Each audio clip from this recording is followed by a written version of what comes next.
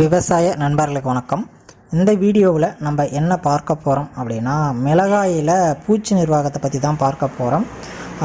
நம்ம மிளகாய் உற்பத்தியில் தமிழ்நாடு ஒரு தன்னிறைவாக இருக்குது அப்படின்னு சொல்லலாம். ஓகேங்களா? அப்படி இருக்க ஒரு ஸ்டேஜில் மிளகாய் செடியில் பூச்சி தாக்குதல் அப்படிங்கிறது ரொம்ப அதிகமாக இருக்குது. ஓகேங்களா? நிறையா பூச்சிகள் இருந்தாலும் நாம் இந்த வீடியோவில் குறிப்பிட்ட ஒரு 4-5 நோயோட தாக்குதலை தான் பார்க்க போகிறோம். உதாரணத்துக்கு சொல்லணும் அப்படின்னா, அசுனியாக இருக்கட்டும், இலைப்பேனாக இருக்கட்டும், முரணை சிலந்தின்னு சொல்லுவாங்க, அதுவாக இருக்கட்டும், காய் துளைப்பான், இது மாதிரி இருக்கக்கூடிய இந்த பூச்சிகள்னால கிட்டத்தட்ட நமக்கு 50% இழப்பீடு அப்படிங்கிறது ஏற்படுது. நம்ம இதை மெயின்டைன் பண்ணுறதெல்லாம் ஒரு விஷயம் கிடையாது. இந்த இழப்பீடை நம்ம தவிர்த்தோம் அப்படின்னா நமக்கு வந்து மிளகாயில் ஒரு மகசூல் அப்படிங்கிறது நம்ம எதிர்பார்க்க முடியாத அளவுக்கு நம்ம மகசூல் அப்படிங்கிறது வாங்கிடலாம். மிளகாய் செடியில் எடுத்துடலாம், லாபமும் நம்ம பார்த்துடலாம். ஓகேங்களா? இந்த லிஸ்ட்டில் நம்ம பார்க்க போகிறது இலைப்பேன், அசுவினி, முரணை சிலந்தி, காய் துளைப்பான். இதை எப்படி நாம் கண்ட்ரோல் பண்ணுறது, வந்துச்சுன்னா என்னென்ன மருந்து அடிக்கணும், வராத எப்படி கண்ட்ரோல் பண்ணுறது, எந்தெந்த காரணத்தினால இந்த நோய்கள்லாம் மிளகாய் செடியை தாக்குதலுக்கு உள்ளாக்குது அப்படிங்கிறத தான் நாம் இந்த வீடியோவில் பார்க்க போகிறோம். இதில் நம்ம ஃபஸ்ட்டு பார்க்க போகிறது இலைப்பேன். மிளகாயில் இலைப்பேன் நோய் தாக்குதல், பூச்சி தாக்குதல் ஏற்பட்டுச்சுன்னா எப்படி கண்ட்ரோல் பண்ணுறது, என்ன காரணத்துக்காக வருது. பொதுவாக இலைப்பேனோட தாக்குதல் அப்படிங்கிறது வருஷம் ஃபுல்லாகவே இருக்கும். குறிப்பாக அந்த கோடை காலங்களில் இதனுடைய தாக்குதல் அப்படிங்கிறது ரொம்ப அதிகமாகவே இருக்கும். ஓகேங்களா? இந்த இலைப்பேன் அப்படிங்கிறத இந்த தாக்குதல் எந்த காரணத்தினால ஏற்படுது அப்படின்னா, தலைச்சத்து உரம் அப்படின்னு சொல்லக்கூடிய அந்த நைட்ரஜன் யூரியா உரம் இருக்கு இல்லையா, அந்த உரத்தை நம்ம அதிகப்படியாக செடிகளுக்கு கொடுக்கும்போது இந்த இலைப்பேன் அப்படிங்கிற ஒரு தாக்குதல் அதிகமாகும். இந்த இலைப்பேன் மூலயமா கிட்டத்தட்ட 20-50% மகசூல் பாதிப்பு அப்படிங்கிறது மிளகாய் செடிகளில் ஏற்படுது. ஓகேங்களா? சரி, ஓகே. அப்போ இதற்கு எந்த ஒரு நிலை சரியாக இருக்கும்? பகல் நேரங்களை பொறுத்த வரைக்கும் அதிகபட்ச வெப்பநிலை அப்படிங்கிறது ஒரு 33 டிகிரி செல்சியஸாகவும், ஈரப்பதம் குறைந்த அளவு அப்படிங்கிறது ஒரு 60% ஈரப்பதம் அப்படிங்கிறது மிளகாய் செடிகளுக்கு இருந்துக்கிட்டே இருக்கணும். இதை விட ரொம்ப அதிகம் போனாலும் கம்மியாக போனாலும் இந்த இலைப்பேன் அப்படிங்கிறதோட தாக்குதல் அப்படிங்கிறது உங்களுக்கு கண்டிப்பாக இருக்கும். ஓகே, இது இலைப்பேனால் ஏற்படக்கூடிய சேத அறிகுறி அப்படின்னு நான் எப்படா கண்டுபிடிக்கிறது அப்படிங்கிற ஒரு கேள்வி இருக்கும். ஓகேங்களா?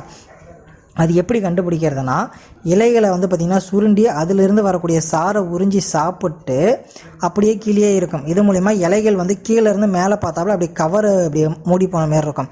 அதுமாரி இலைகள் கவராகி இருக்கும். இதை தான் நம்ம என்ன சொல்லுவோம்னா இலைப்பேன் நோய் அப்படின்ட்டு சொல்லுவோம். இது மூலியம் இது பண்ணுறதுனால பூ மொட்டுகளாக இருக்கட்டும், காய் சின்ன இனிஷியல் ஸ்டேஜில் வரதாக இருக்கட்டும், இதெல்லாம் காஞ்சி கீழே பார்த்திங்கன்னா விழுந்து போயிடும்.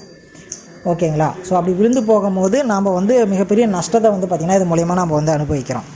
இதை எப்படி கட்டுப்படுத்துறதுன்னு பார்க்கும்போது, ஒரு சிலர் என்ன பண்ணுவாங்கன்னா, மிளகாய் செடியோட வெங்காயத்தையும் சேர்த்து ஊடு பயிராக பண்ணிட்டு வருவாங்க, லாபம் வருது அப்படிங்கிறதுனால. அப்படி பண்ணுறதுனாலையும் பார்த்திங்கன்னா இந்த இலைப்பேன் பூச்சிகளோட தாக்குதல் அப்படிங்கிறது இருக்கும். அதற்கு பதிலாக நீங்கள் அகத்தி இருக்கு இல்லையா, அகத்திக்கீரையை பார்த்திங்கன்னா நீங்கள் ஊடு பயிராக பண்ணும் போது இந்த இலைப்பேனோட தாக்குதல் அப்படிங்கிறது பெரும்பாலும் கண்ட்ரோல் ஆகிடும். ஓகேங்களா? இது ஒன்று. இல்லைப்பா, அதெல்லாம் நான் எதுவுமே பண்ணலை, வெங்காயத்தையும் ஊடு பயிராக பண்ணலை, அகத்தியும் நான் ஊடு பயிராக பண்ணலை, தாக்குதல் இருக்குது, நான் என்ன பண்ணுறது, என்ன மருந்து அடிக்கிறது அப்படிங்கிறதான் கேள்வியாக இருக்கும். ஓகேவா? அப்படி இருக்கக்கூடிய கேள்விகளுக்கு நம்ம இமிடா குளோரிஃபைடு இருக்கு இல்லைங்களா, நிறைய பேருக்கு தெரிஞ்சிருக்கும். இமிடா அப்படின்னு சொன்னால் நிறையா விவசாயிகளுக்கு தெரியும். அந்த இமிடா பார்த்திங்கன்னா நம்ம ஸ்ப்ரே பண்ணலாம். அப்படி இல்லை அப்படின்னா ஸ்பெனட்ரோம், அந்த டெலிகேட் மருந்துன்னு சொல்லுவோம் இல்லையா, அந்த டெலிகேட் மருந்தை நம்ம ஸ்ப்ரே பண்ணோம் அப்படின்னா நமக்கு ஒரு நல்ல ரிசல்ட் அப்படிங்கிறது கிடைக்கும். டோசேஜை பொறுத்த வரைக்கும் எப்படி சொல்கிறதுனா, உங்கள் அருகாமையில் இருக்க கடைகளில் கேட்டு அவங்க என்ன டோசேஜ் சொல்கிறாங்களோ அந்த டோசேஜில் ஸ்ப்ரே பண்ணுங்கள். அப்படி இமிடா குளோரிஃபைடு நான் இந்த டோசேஜ் சொல்லணும் அப்படின்னா, இமிடா குளோரிஃபைடு 1 லிட்டர் தண்ணிக்கு 1 ml 0.5 ml to 1 ml வரைக்கும் இமிடா குளோரிஃபை யூஸ் பண்ணிக்கிங்க. ஸ்பெனட்ரோம் சொல்லக்கூடிய 11.7 இந்த டெலிகேட் ஒரு டேங்குக்கு 10 ml அப்படிங்கிற லெவலில் நீங்கள் யூஸ் பண்ணி ஸ்ப்ரே பண்ணிங்கன்னா இந்த இலைப்பேன் நோயை கண்ட்ரோல் பண்ணிடலாம். ஏதாச்சும் ஒன்று இமிடா குளோரிஃபைட் ஸ்ப்ரே பண்ணுங்கள், இல்லைன்னா ஸ்பெனட்ரோம் டெலிகேட் ஸ்ப்ரே பண்ணுங்கள். ரெண்டையுமே ஸ்ப்ரே பண்ணிங்கன்னா பிரச்சனை ஆகிடும். ஓகேவா? ஏதாச்சும் ஒன்று தான் நீங்கள் ஸ்ப்ரே பண்ணணும். இந்த லிஸ்ட்டில் நம்ம அடுத்தது அப்படின்னு பார்க்கும்போது அசுனி தாக்கம் அப்படிங்கிறது எல்லா பயிர்கள்லையுமே பெரும்பாலும் வரும். குறிப்பாக மிளகாயில் இது தேம்பல் நோய் மாதிரி பார்த்திங்கன்னா ஸ்ப்ரெட் ஆகிட்டே போகும். ஓகேங்களா? ஸோ அதனால் இந்த அசுனிங்கிறது கிட்டத்தட்ட 30 குடும்ப பயிர்களில் இது அட்டாக் பண்ண கிட்டத்தட்ட 200 வகையான நர்சரி பயிர்களில் இதோட தாக்கம் அப்படிங்கிறது இருக்கும். இதுக்கு வெப்பநிலை அப்படின்னு பார்க்கும்போது, இரவு நேர வெப்பநிலை அப்படிங்கிறது 20 டிகிரி செல்சியஸ்க்கு கீழே இருக்கணும்.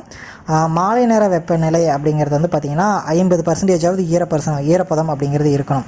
அப்படி இருந்தால் தாக்குதல் நடக்காது. அப்படி இல்லை அப்படின்னா தாக்குதல் அதிகமாக இருக்கும். இதுக்கும் யூரியா நம்ம நம்ம அதிகமாக பயன்படுத்துகிறோம், தலைச்சத்து உரத்தை அதிகமாக நம்ம பயன்படுத்தும் போது தான் இதுவுமே வந்து பார்த்திங்கன்னா அசுனி நோயுமே வந்து பார்த்திங்கன்னா அட்டாக் ஆகிறதுக்கான வாய்ப்புகள் ரொம்ப அதிகமாக இருக்குது. ஓகேவா? அடுத்ததாக அசுனியை பொறுத்த வரைக்கும் நான் எப்போ ஐடென்டிஃபை பண்ணுறதுன்னு யோசிப்பீங்க. ஓகேங்களா? இலையாக இருக்கட்டும், பூவாக இருக்கட்டும், மொட்டுக்களாக இருக்கட்டும், பிஞ்சாக இருக்கட்டும், இது எல்லாமே வந்து பார்த்திங்கன்னா உறிஞ்சின மாதிரி ஒரு பாதிப்புகளை கொடுக்கும். அடிப்பகுதிகளும் மேற்பகுதிகளும் வந்து பார்த்திங்கன்னா கருப்பு கலரில் வந்து பார்த்திங்கன்னா இந்த தேன் கூடுகள் எப்படி இருக்குது அப்படியே வந்து ஒரு மாதிரி நசன்னு இருக்கும் இல்லையா? அதேமாரியே கருப்பு கலரில் வந்து பார்த்திங்கன்னா இலை ஃபுல்லாகவே இருக்கும். இதுதான் வந்து அசுனியை நம்ம எப்படி ஐடென்டிஃபை பண்ணுறது அப்படிங்கிறதுக்கான ஒரு அறிகுறி. ஸோ அசுனி இப்படி தான் இருக்கும். இப்போ இந்த அசுனிக்கு என்ன மருந்து அடிக்கலாம் அப்படிங்கிற ஒரு கேள்வி இருக்கும். அசுனிக்குமே கூட நீங்கள் வந்து பார்த்திங்கன்னா இமிடாக்ளோரிஃபைடு அடிச்சிங்கன்னா போதுமானது. இமிடாக்ளோரிஃபைடு 1 லிட்டர் தண்ணிக்கு 1 ml அப்படிங்கிற ஒரு கணக்கில் நீங்கள் அடிச்சிங்க அப்படின்னா கண்ட்ரோல் ஆகிடும். கூட வந்து ஏதாச்சும் பவுடர் அசிபேட்டோ ப்ரைடோ ஏதாச்சும் ஒரு பவுடர் யூஸ் பண்ணிக்கலாம். ஆனால் இமிடாக்ளோரிஃபைடு மட்டுமே போதுமானது. அப்படி இமிடா ஸ்ப்ரே பண்ணலாம். நான் ஆல்ரெடி வந்து இலைப்பெனுக்கு வந்து இமிடா நான் ஸ்ப்ரே பண்ணிட்டேன். இப்போ வந்து இமிடா நல்லா ஸ்ப்ரே பண்ணல, ஒரே மாதிரி திருப்பி அடித்தா கேட்காது அப்படிங்கிறீங்கன்னா குயின்டால் பாஸ் இருக்கு இல்லையா, குயின்டால் பாஸ் 25 EC இருக்கு இல்லையா, அந்த குயின்டால் பாஸ் 25 EC வந்து ஒரு டேங்குக்கு 20 to 25 மில்லி போட்டு நீங்கள் ஸ்ப்ரே பண்ணிங்கன்னா போதும். சொல்கிறது எல்லாமே 10 லிட்டர் டேங்குக்கு தான், 10 to 12 லிட்டர் டேங்குக்கு தான், அதோட அதிகமானது கிடையாது. ஓகேங்களா?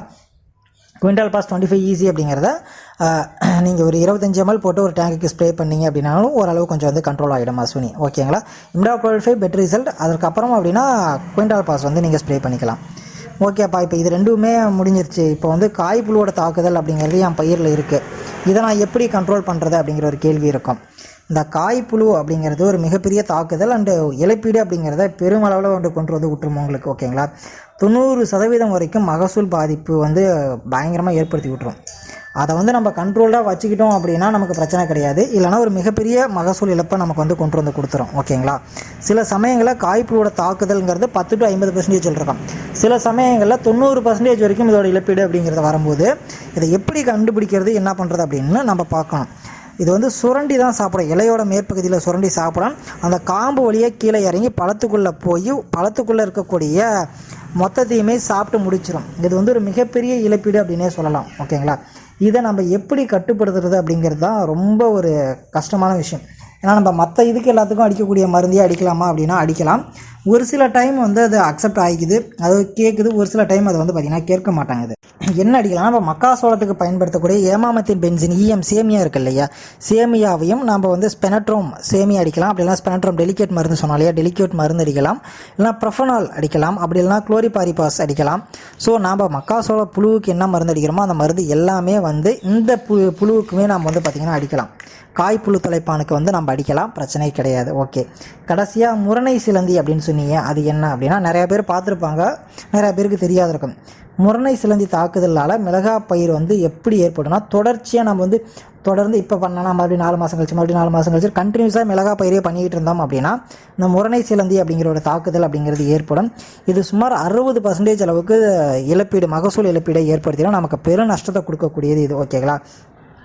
இது வந்து இலையோட அடிப்பகுதியில் இருந்துக்கிட்டு மேலே இருக்க சாரம் மொத்தத்தையும் உறிஞ்சி எடுத்துரும். மொட்டு முதல் கொண்டு எல்லாமே கீழே விழுந்து போயிடும், கருகி சுத்தமாக ஒன்றுமே இல்லை அப்படிங்கிற மாதிரி போயிடும். மிளகா பழமே கருகி போகிறதுக்கு வாய்ப்புகள்லாம் இருக்குது இதில். ஓகேவா? இதை எப்படி நம்ம கண்ட்ரோல் பண்ணுறோம் அப்படிங்கிறது தான் முக்கியமான விஷயமே. ஓகேவா? நிறைய பேர் நிறையா விஷயங்கள் சொல்லுவாங்க, இதை பண்ணோம் அதை பண்ணோம் அப்படின்னு நிறைய பேர் நிறைய விஷயங்கள் சொல்லுவாங்க. பட் குறிப்பாக இதற்குன்னு ஒரு சில மருந்துகள் இருக்குது. அந்த மருந்துகள் அடித்தா மட்டும்தான் வந்து இது 100% ரிசல்ட் அப்படிங்கிறத கொடுக்கும். பெஸ்ட் ரிசல்ட் கொடுக்குறது அப்படிங்கிறது குயின்டால் பாஸ் 25 EC வந்து ஒரு டேங்குக்கு 30 மில்லி போட்டு நம்ம ஸ்ப்ரே பண்ணோம் அப்படின்னா இந்த முரணை சிலந்தி அப்படிங்கிறது பெரும்பாலும் கண்ட்ரோல் ஆகிடும். அப்படி இல்லை அப்படிங்கிறப்ப டைமெத்தைட் 30 EC அப்படின்னு சொல்லுவாங்க. ஓகேங்களா? அதை ஒரு டேங்குக்கு 20 மில்லி போட்டு ஸ்ப்ரே பண்ணனாலும் கண்ட்ரோல் கிடைக்கும். என்ன பொறுத்து குயின்டால் பாஸ் 25 EC வந்து ஒரு பெஸ்ட்டு ரிசல்ட்டாக தான் இருக்குது. ஸ்ப்ரே பண்ணிங்கன்னா உங்களுக்கு சூப்பரான ரிசல்ட் வந்துடும். ஓகேங்களா? ஸோ இந்த வீடியோவில் மிளகாயில் இருக்கக்கூடிய பூச்சி நிர்வாகம் என்ன, அதாவது இந்தந்த பூச்சிகளுக்கு என்னென்ன மருந்து அடிக்கலாம் அப்படின்னு சொல்லியிருக்கேன், எப்படி தாக்குதல் வருது அப்படிங்கிறதையும் சொல்லியிருக்கேன். ஓகேங்களா? இதுமாரி மற்ற பயிர்களுக்கும் அடுத்தடுத்த வீடியோஸ் வரும். மறக்காமல் சேனலை சப்ஸ்கிரைப் பண்ணிட்டு இன்னும் நிறைய பேருக்கு ஷேர் பண்ணுங்கள், அவங்களும் இதை பற்றி தெரிஞ்சுக்கிட்டோம். நன்றி.